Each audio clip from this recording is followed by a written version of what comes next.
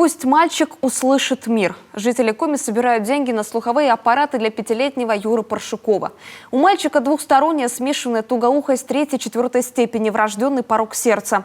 Одна болезнь накладывается на другую, и врачи пока не разрешают делать операцию в ней уха, горла, носа и речи в Санкт-Петербурге. Единственный выход – слуховые аппараты. Срок использования старых истек, а ФСС больше не соглашается оплачивать ремонты. Накануне семья обратилась в фонд «Сила добра». Необходимая сумма для сбора – 250 тысяч рублей. Как помочь малышу, расскажет Анастасия Тюрнина. Вот такой забавный весельчак – наш герой сюжета. 5-летний Юра, очень любит общаться, жизнерадостный, смышленый малыш. На стадионе вечерами он душа компании. Но даже здесь ему находиться небезопасно. Даже со слуховым аппаратом мальчик плохо слышит. О проблемах со слухом родители узнали после рождения Юры. Окончательные диагнозы – смешанная тугоукость 3-4 степени и врожденный порок сердца – были поставлены в Санкт-Петербургском институте педиатрии. Туда за свой счет Паршуковы ездят пару раз в год. Борются за здоровье сына. Мы стояли в очереди на кохлеарную имплантацию, также в Санкт-Петербурге, Лорнии, в течение 2 лет. И вот последний год мы, к сожалению, не можем попасть на эту кохлеарную имплантацию ввиду того, что у нас появился новый диагноз – эпилепсия, и судороги нам не дают.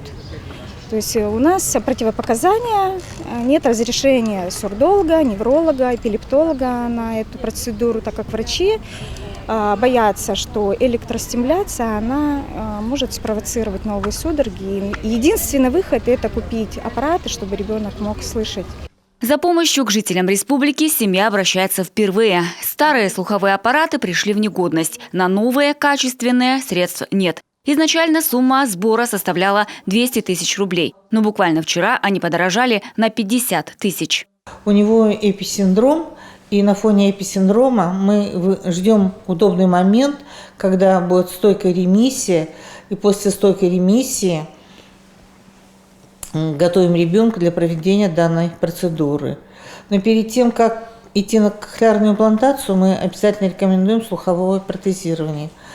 И детям рекомендуем бинауральное слуховое протезирование с современными слуховыми, цифровыми слуховыми аппаратами. Потому что пользоваться слуховыми аппаратами, которые низкого качества, детям я не рекомендую. После этого дети в любом случае они отказываются даже от слуховых аппаратов, и динамики в речи у них нет. Поэтому, конечно, нормальные слуховые аппараты, вот цифровые, они стоят, конечно, дорого.